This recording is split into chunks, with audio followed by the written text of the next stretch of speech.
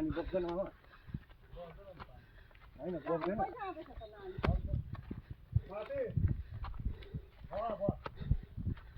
उता हैन हौ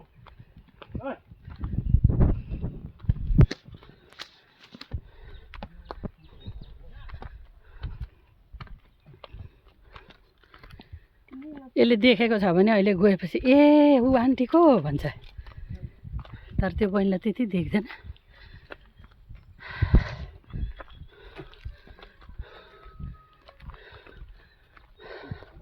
यो बहिनीको घर पनि त्यसो भए देख्यो